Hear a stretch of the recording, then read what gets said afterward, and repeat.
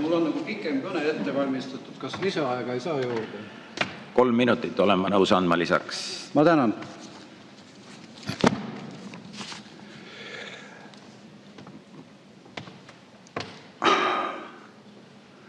Kusagil jaanuari lõpus läksin ma siit samast saalist välja alla suitsetama ja seal istus siis Andre Hanimägi.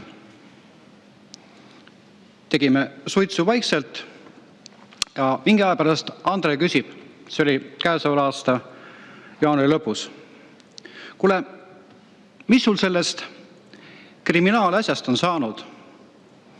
Vastasin, et ma ei tea. Juba 2023. aasta oktoobris peale uurivad. Ju siis on äärmiselt keeruline juhtum. Natuke aega oli vaikus ja ühel hetkel siis Andre teeb sellise liigutuse, tõmbab 2 mahvi korraga ja ütleb, et mõtlikult huvitav. Mis on siis nii keerulist on, oleksid nagu mõne inimese ära tapnud. Aga ilmselgelt ongi see minu kaasus palju keerulisem kui mõni tapmise uurimine. Seesamane ligi 800 leheküljeline paberipatakas ei ole siin sugugi mitte riigieelarve, vaid teos, mille autoriteks on prokurörid Alan Rüütel, Liis Vainola, Teeli Mägi ja viimasena Eneli Laurits. 4 prokuröri on vaevanud selle teemaga oma pead, andnud üksteisele edasi kogu aeg, ragistanud oma päid ja seda rohkem kui 2 aastat. Ja mida siis sellega soovitakse tõendada? Sellega soovitakse tõendada seda, et ma olen väidetavalt 7 kuu jooksul omastanud 3042 eurot kütuse või bensiini arvelt. Tegelikult on asi selles, et mulle on esitatud nii e-maili, Facebooki, ajaleheartiklite kommentaaride kaudu hulgaliselt tapmisähvardusi. Mind on 2 korral füüsiliselt avalikus ruumis rünnatud. Ma olen teinud 3 korral avalduse politseile ja ka prokuratuurile ja järgneb lühike drakooniline vastus. Me ei näe ohtu. Me ei näe ohtu. Ja mis siis tulemus on? Mina näen ohtu jälle ja seetõttu korraldasin professionaalide abiga iseseisvalt oma isikukaitse. Mina leian, et see seondub Riigikogu liikme tööga.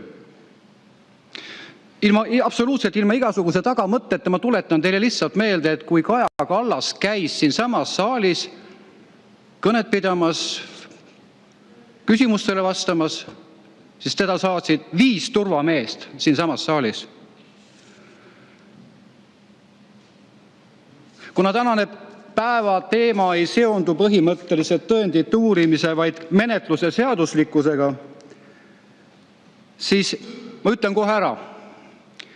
Mina seda kohtumenetlust ei karda, mina olen valmis sellesse lahingusse minema.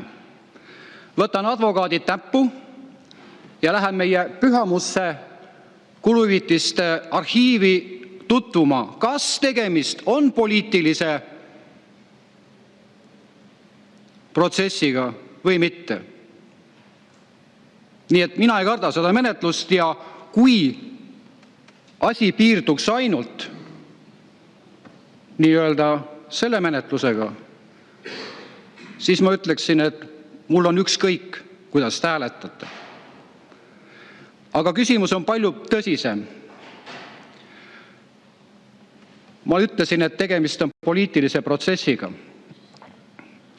Selle Riigikogu alguses sain ma usaldusväärsetest allikatest teada, et nõndanimetatud süvariik ei soovi Riigikogus näha kahte kontrollimatut isikut. Need on Mart Helme oma otseütlemistega ja Kalle Grünthal, kes nagu viitsütikuga pomm plahvatab ja ei tea, kunas ja millisel põhjusel.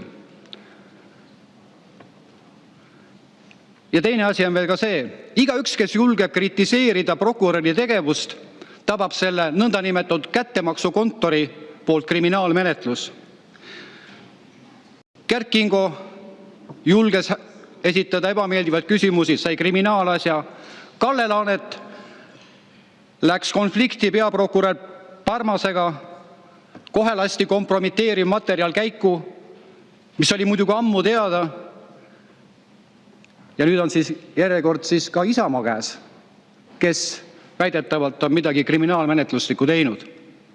Minu puhul sai saatuslikuks see, et Paides toimunud arvamusfestivalil aastal 2023, 12. augustil, kus ma olin alajuht, julgesin avalikus väitluses kritiseerida prokuratuuri tegevust.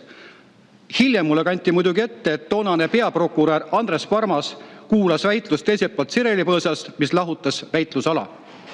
Ja 2 kuud hiljem olen ma kuluhüvitiste kasutamise osas uurimise all. Oma sisuliselt kättemaksu iha rakendab prokuratuur ka seadust rikkudes. Kalle Laanet küsis väga asjaliku küsimuse õiguskantsleri käest, kas varjatud jälgimine on fotode, videosalvestite kasutamine materjalide osas on varjatud jälgimine, jälitustegevus. Õiguskantsler ütles, ma ei tea, ma pean vaatama, küsima kolleegide käest nõu. Aga mina ütlen, et see on jälitustoiming, sest kriminaalmenetluse seadustik ütleb konkreetselt ära, jälitustoiming on isikuandmete töötlemine. Ja selles patakas siin on sadu ja sadu sellele tõenditele viitavad asjaolusid, et mind on salaja jälitatud. Nende materjalide hulgas on ka teie Riigikogu liikmete fotosid. Peale selle on 32 gigabaidine mälupulk, mis on samuti pikitud seda täis. Sisuliselt, mis ma tahan öelda sellega, et selles osas ei ole Tallinna ringkonnakohtu esimehe nõusolekut saadud. Ja see ei ole õiglane mitte minu suhtes, vaid teie suhtes, sest minu kaasusega luuakse pretsedent, kus teid kõiki on võimalik salaja pealt kuulata. Aitäh! Aga see on paar lauset veel. See on aga üks mõjusamaid vahendeid poliitiliste vastaste reputatsiooni rikkumiseks ning seeläbi nende tegevuse mõjutamiseks. Aga vot nendel kaalutlustel ma leian, et praegu peaks Riigikogu ütlema ei. Minu osas menetlus jätkamises mul ükspuha. Aitäh! Aitäh!